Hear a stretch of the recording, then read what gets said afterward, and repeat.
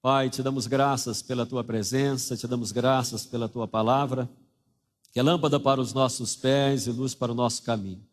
Que o Senhor fale conosco, meu Deus, em cada coração. Peço, meu Deus, a tua direção, peço, meu Deus, a tua graça, o teu poder.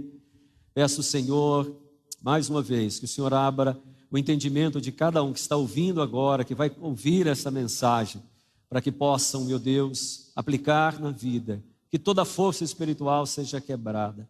Pai, eu te peço em nome de Jesus, dá-me graça na exposição da tua palavra, que aqueles que ainda irão ouvir através desse vídeo também possam ser tocados, os olhos sejam abertos. Oh, meu Deus, abençoe-os com teu poder, em nome de Jesus, em nome de Jesus, em nome de Jesus.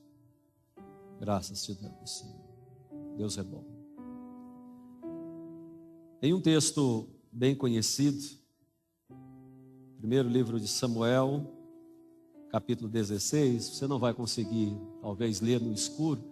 Se o meu ajudante puder colocar, primeiro livro de Samuel, capítulo 16, o versículo 5 em diante. E respondeu Samuel: sim, eu vim em paz. Eu vim oferecer o sacrifício ao Senhor. Consagre-se e venham comigo ao sacrifício. Então ele consagrou a Jessé, seus filhos, e os convidou para o sacrifício. E aconteceu que eles chegaram a Samuel, e viu ele Eliabe. Então Samuel disse consigo: certamente está diante do Senhor o seu ungido. Porém o Senhor disse a Samuel: não olhe para a sua aparência, nem para a sua altura, porque eu o rejeitei. Porque o Senhor não vê como vê um ser humano. O ser humano vê o exterior, porém o Senhor vê o coração. A maneira como Deus vê as pessoas é muito diferente da maneira como a qual o ser humano pode ver. O ser humano tem muita capacidade de enxergar. E ele tem a capacidade de fazer instrumentos para poder enxergar melhor. Eu uso óculos desde os 17 anos. E sem ele para enxergar de longe, e desde o ano passado para cá, para enxergar de perto também tem sido muito difícil, não daria para ler. O ser humano, ele teve a capacidade de fazer um microscópio, eu achei interessante, um microscópio japonês, que ele é capaz de enxergar dentro de um átomo, não é nem dentro de uma célula, é dentro de um átomo e ver as ligações de um átomo. São milhares e milhares de vezes, coisa que os olhos humanos jamais conseguiriam ver. O ser humano, ele é capaz de fazer um telescópio, agora lançaram um novo. Eu achei interessante pesquisando sobre isso para essa mensagem, porque eles dizem que a capacidade dele é tão grande, dá para ver milhões e milhões de quilômetros, e dizem que pela teoria ele pode enxergar até o passado, porque ele vai enxergar estrelas que podem não existir mais, devido à distância. Ele pode enxergar então até mesmo o passado. Já imaginou? Mas ainda assim é a maneira como o ser humano vê. A maneira como Deus nos vê é diferente. E a gente tem na maior expressão disso, Jesus. Em Lucas, no capítulo 21, eu quero ler para você também. Tenho esse primeiro exemplo, nós acabamos aqui de tirar a oferta. Em Lucas capítulo 21, diz assim: estava Jesus observando e viu que os ricos lançavam seu dinheiro na caixa de ofertas. Viu também que certa viúva pobre lançou ali 2 pequenas moedas. Então disse Jesus: em verdade lhes digo que esta viúva pobre deu mais do que todos, porque todos estes deram oferta daquilo que sobrava, esta porém da sua pobreza deu tudo o que possuía, todo o seu sustento. Jesus estava observando o momento da oferta. Há quem diz que o Senhor está sempre olhando a oferta. Temos essa passagem no Novo Testamento, temos também no livro de Atos dos Apóstolos, não é? Quando fala de Ananias e Safira, sobre esse momento da oferta, que o Senhor estava olhando o que cada um colocava. Lá eles faziam diferente, eles não usavam envelope como a gente. Mas o Senhor estava olhando e as pessoas estavam ali observando, e era comum, fazia parte da tradição, quando se desse uma oferta, aquilo ficava como um memorial. Até hoje, quando você vai a Israel, algumas coisas é colocado a placa de quem deu. Isso era proclamado, as ofertas eram ditas, as pessoas eram lembradas pelas suas ofertas. Eles acreditavam que Deus lembrava das ofertas, e é verdade. Atos dos Apóstolos, capítulo 11, Deus fala isso para Cornélio: eu vi as suas ofertas. Mas na verdade, enquanto Jesus estava olhando as ofertas e as pessoas estavam observando o valor das ofertas, Jesus enxergou algo diferente. Jesus olhou para aquela mulher e enxergou a intenção no coração. Jesus olha diferente do que o homem vê, porque ele vê também o que está lá no fundo da sua alma. Até mesmo no momento de ofertar, se oferta com alegria, se oferta daquilo que tem, se está sendo realmente fiel. Ele conhece por quê, ele conhece a sua necessidade. Ele viu tudo, ele viu de maneira diferente, ele viu mais do que a oferta em si. Porque o valor da oferta era pequeno. Mas Jesus conhecia a intenção da mulher, da viúva. Jesus viu a necessidade da viúva.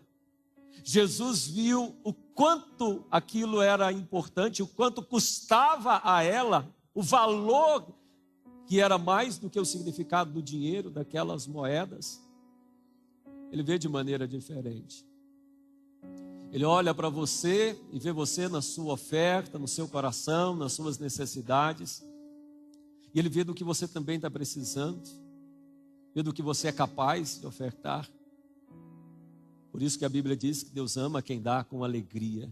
Ele vê muito diferente, até o jeito, a felicidade, o contentamento, pastor Gil. Tudo isso o Senhor, Ele enxerga.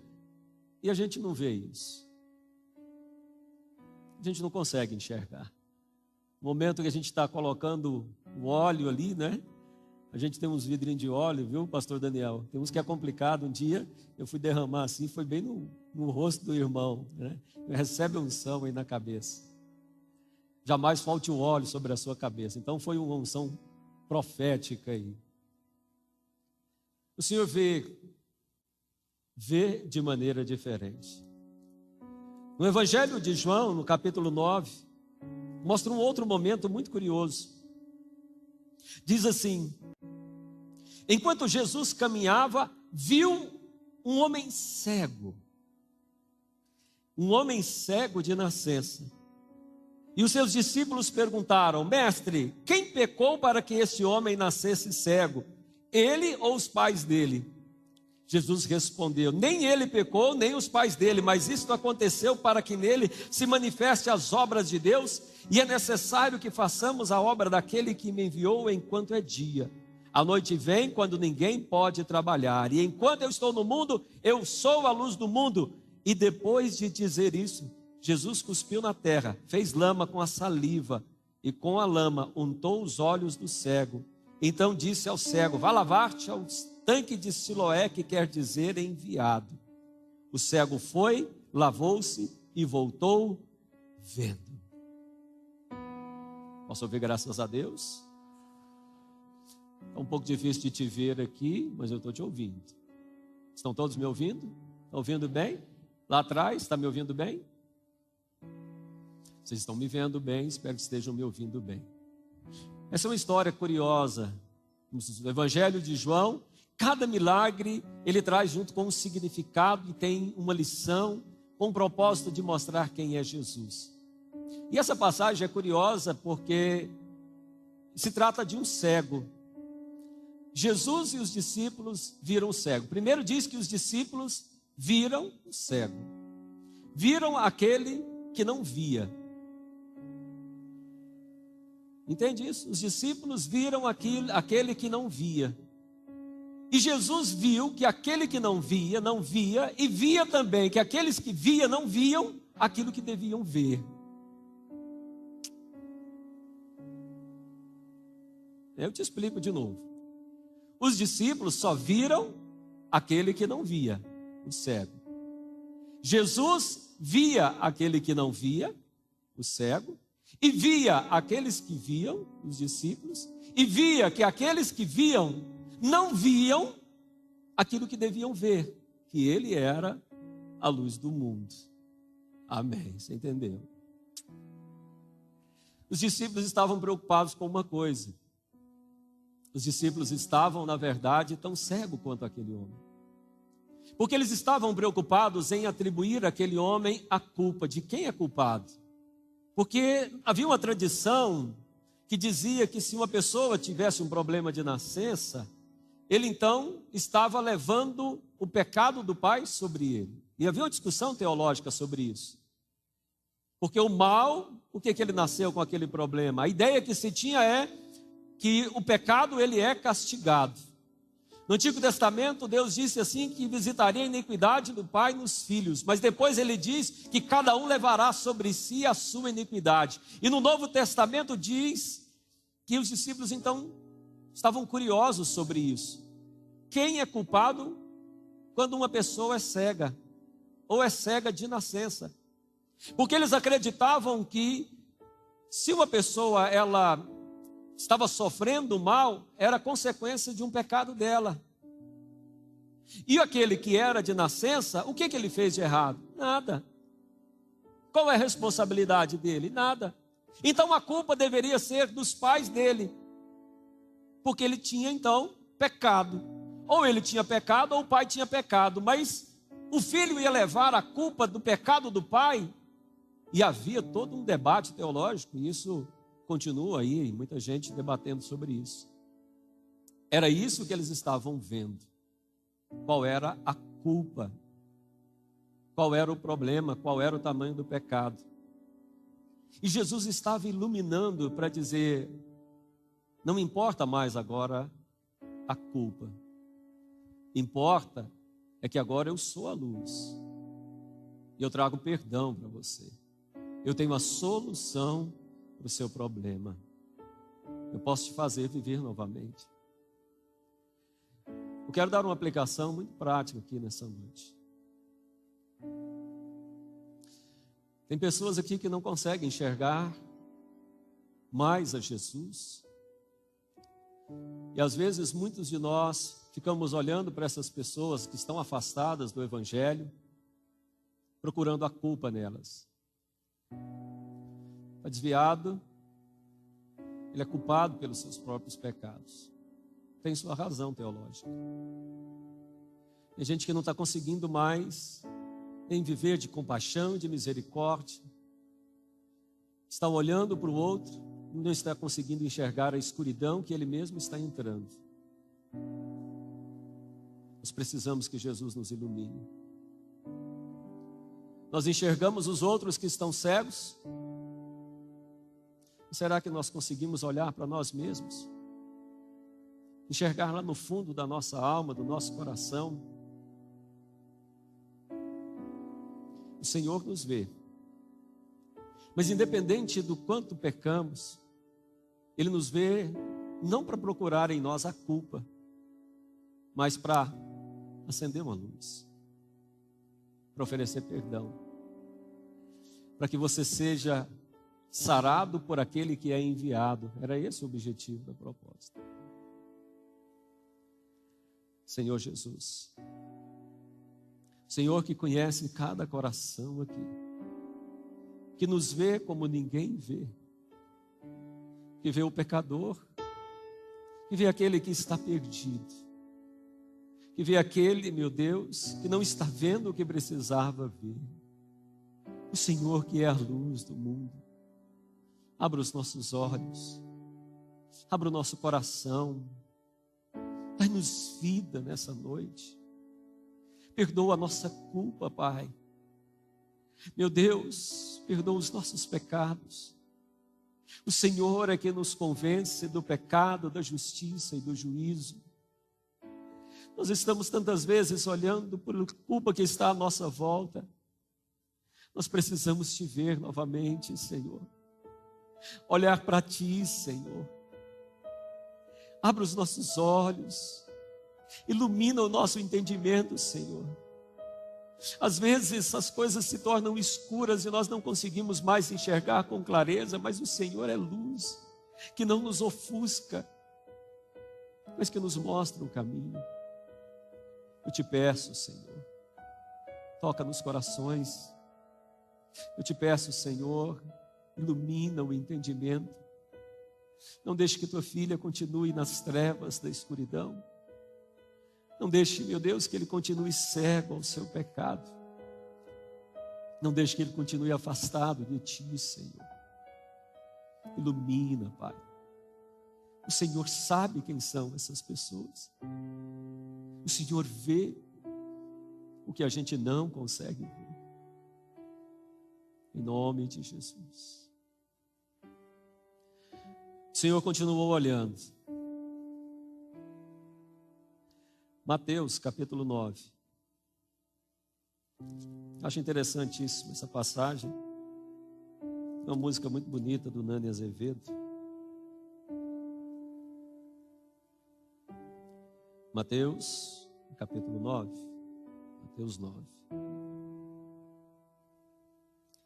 Entrando Jesus no barco, passou para o outro lado do mar e foi para a sua própria cidade. E eis que trouxeram um paralítico deixado num leito.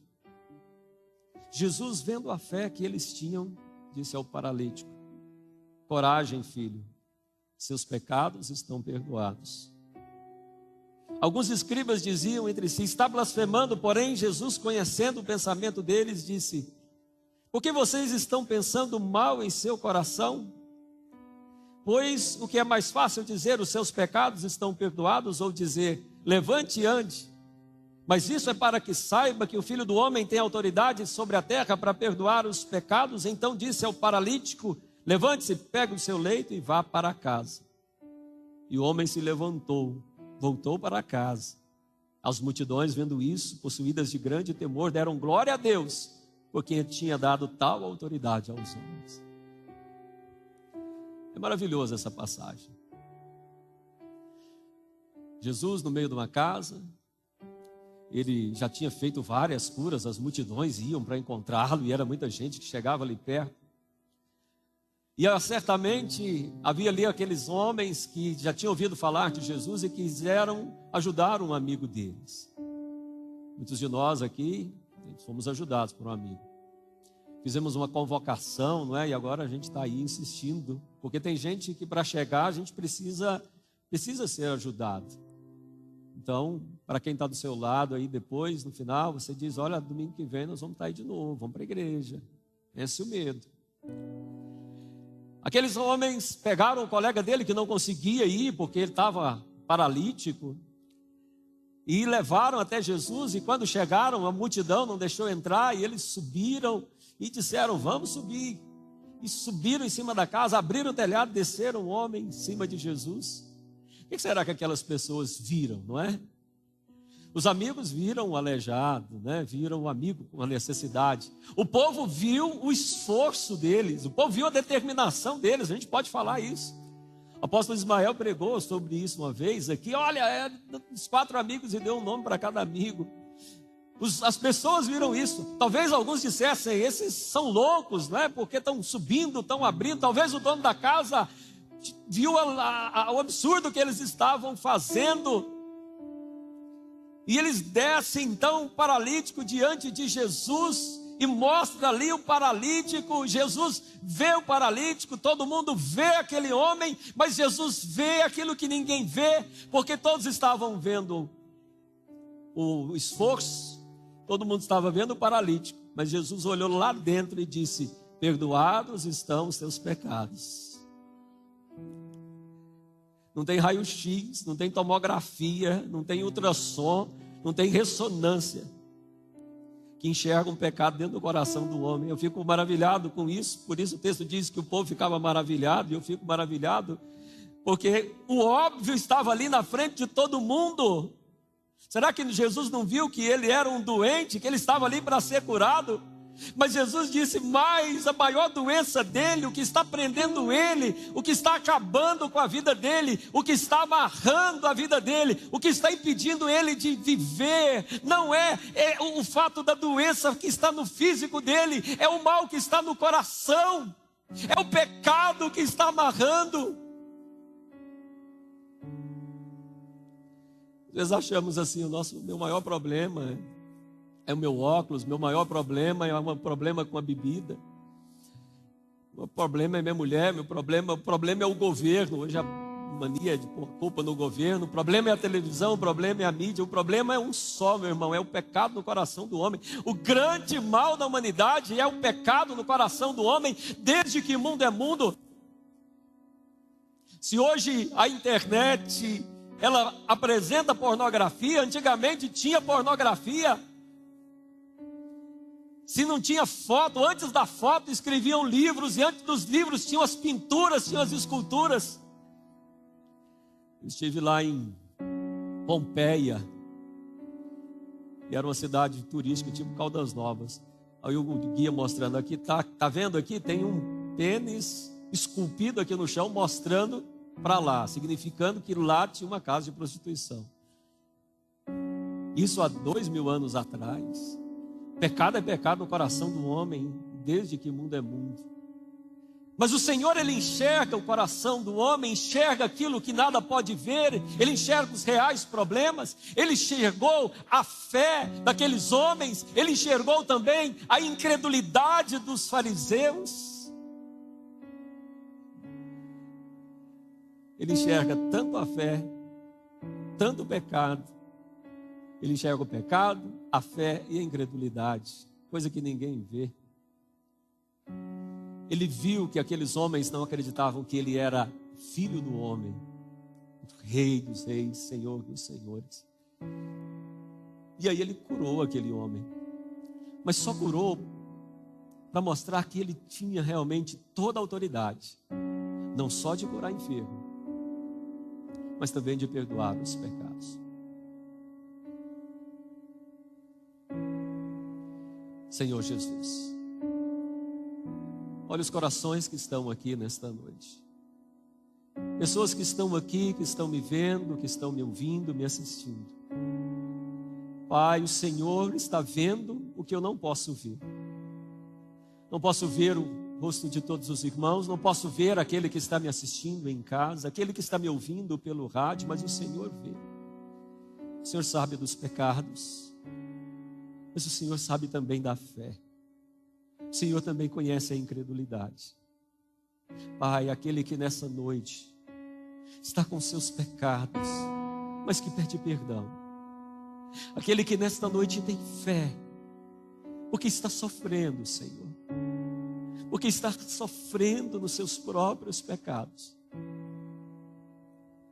Está triste, está angustiado, Pai. Mas o maior problema dele não é essa dívida. O maior problema dele não é essa doença, é esse pecado que está dentro do coração. É esse que o Senhor quer perdoar nesta noite e começar a transformar a vida, para que ele tenha paz. Para tocar neste coração, fazer novamente andar, meu Deus, mas andar contigo, Senhor. O Senhor tem autoridade. Eu não sei quem são essas pessoas. Eu não vejo esses corações, Senhor. Mas o Senhor os vê. Ministra agora, Pai. Aquele que reconhece. Aquele que está se colocando agora diante de Ti. Aquele que ouvindo esta palavra diz: ai de mim. Oh, Senhor. Toca. Perdoa. Transforma. Da vida, Senhor. Eu te peço, meu Deus, em nome de Jesus. Marcos capítulo 5, versículo 38.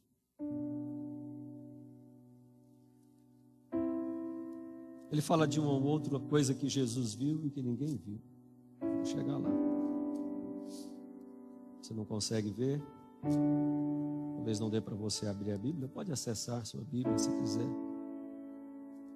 Marcos 5. Versículo 35. Enquanto Jesus ainda falava, chegou alguns da casa do chefe da sinagoga dizendo: a sua filha já morreu, por que você ainda incomoda o mestre? Mas Jesus, sem levar em conta tais palavras, disse ao chefe da sinagoga: não tenha medo, creia. Diga isso para quem está do seu lado aí: não tenha medo, creia. Jesus não permitiu que ninguém o acompanhasse, a não ser Pedro e os irmãos Tiago e João. Chegando à casa do chefe da sinagoga, Jesus viu o alvoroço dos que choravam e os que pranteavam muito. Mas ao entrar, Jesus disse: por que vocês estão alvoroçados e chorando? A criança não está morta, ela só dorme. E riram-se dele. Mas Jesus, mandando que todos saíssem, levou consigo o pai e a mãe da criança. E os que vieram com ele, entrou onde ele estava, e tomando a criança pela mão, disse: Talitá cumi, que quer dizer: menina, eu te digo, levante-se. Imediatamente a menina, que tinha 12 anos, se levantou e começou a andar. Então todos ficaram admirados. Mas Jesus ordenou que expressamente que ninguém soubesse, e mandou que desse de comer a menina. Aqui tem um motivo porque adolescente come tanto, né? Depois dos 12 anos, a primeira coisa que deu para a menina quando ressuscitou foi comida, coitada da bichinha, estava com fome. Né, Lucas? Já viu o Lucas matar 2 pratos de macarrão, que eu vou te falar, viu, meu amigo Lucas? E ele confirma lá: não mexe no meu retorno, não. A menina tinha morrido. Vocês lembram da história? Jairo foi encontrar com Jesus e falou: Senhor, minha filha está terrivelmente doente, mas se o Senhor for lá em casa tocar, ela vai viver, ela vai ser curada. Jairo queria uma cura. E Jesus então vai com Jairo. No meio do caminho, uma mulher tinha fluxo de sangue, toca em Jesus. Jesus ainda teve que parar ainda, e dizendo: quem foi que me tocou? Porque de mim saiu o poder. E Jairo, certamente apressado, e os discípulos: Senhor, todo mundo te toca. E o Senhor, a coisa estava alvoroçada. Jesus então falou para a mulher se apresentou. Jesus disse: vá em paz, filha, a tua fé te salvou. Ninguém viu a mulher, Jesus também não viu, mas não estamos falando dessa mulher. Jesus segue a viagem.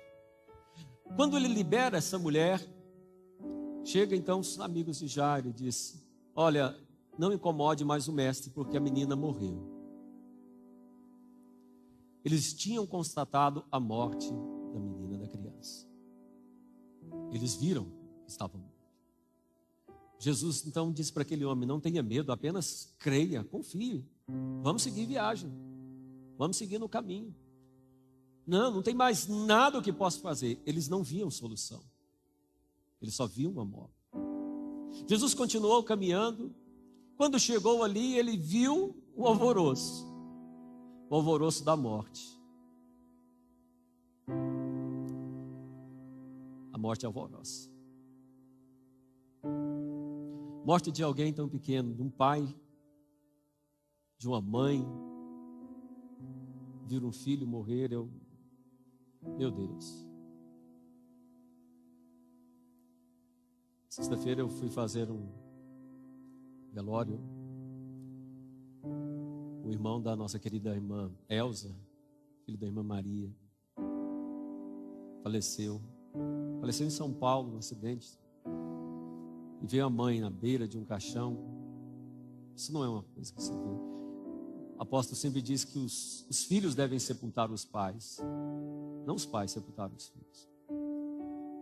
O pastor Daniel, ano passado, sepultou o pai, vítima, levado pelo Senhor por Covid. Hoje, se você puder, assista a mensagem que ele pregou hoje de manhã, muito forte, sobre sacrifício de louvor.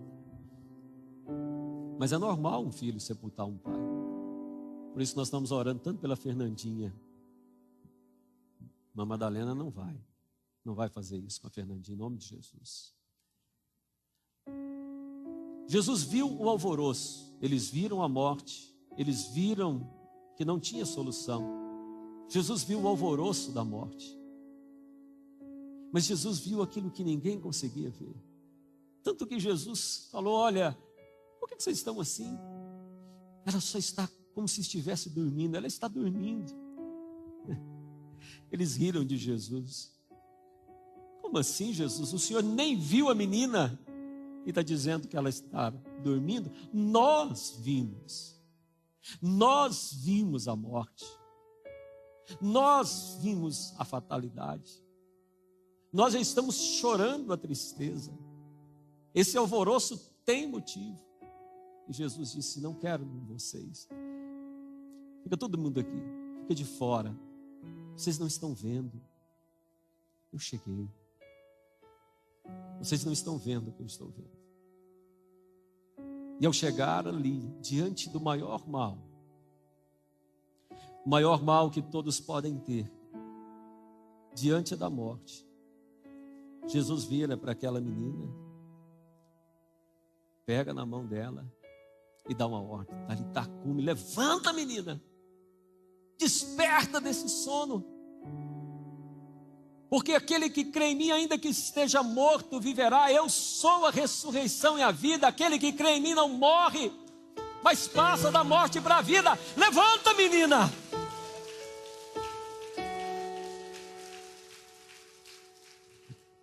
Jesus viu o que ninguém conseguia ver.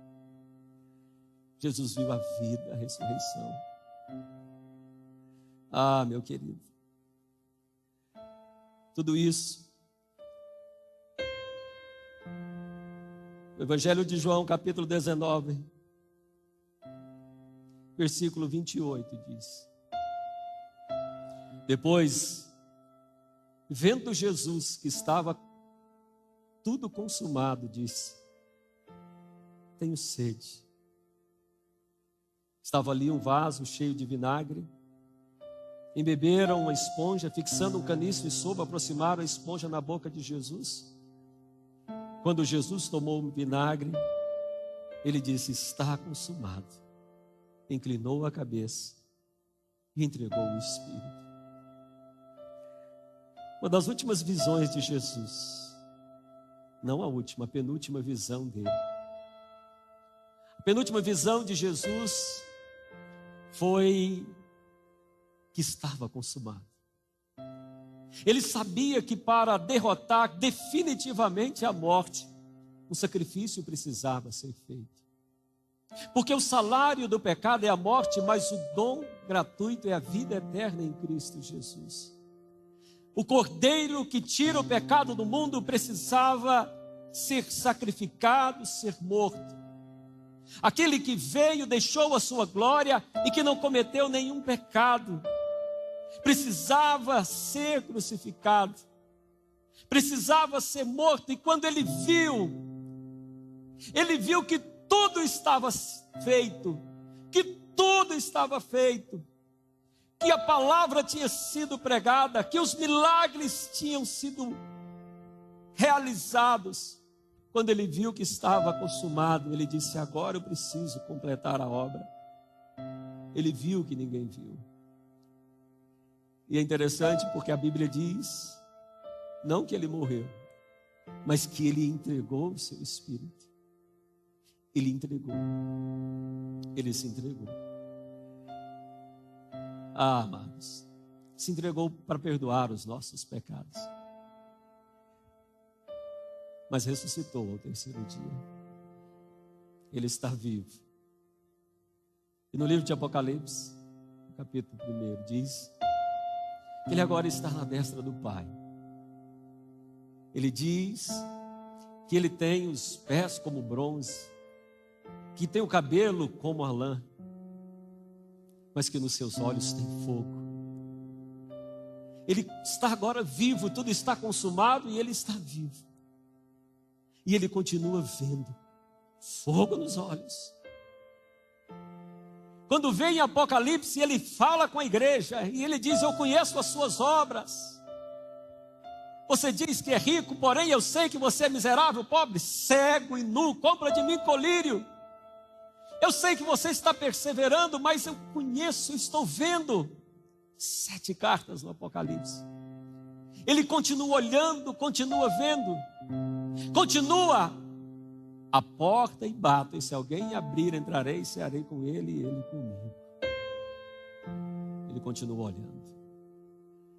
Está vivo para olhar para dentro de você, para ver se você tem seus pecados e te perdoar, para te dar a vida eterna, para te ressuscitar no último dia, para te curar das enfermidades, para saber e prover das suas necessidades.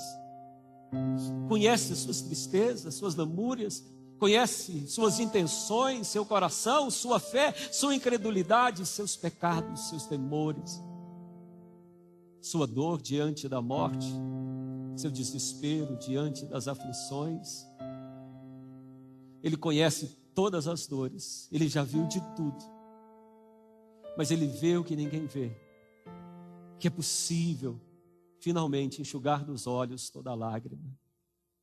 É possível um dia você vê-lo na sua glória. É possível ver a nova Jerusalém descendo do céu. É possível ver as ruas de ouro. É possível. Os olhos do Senhor estão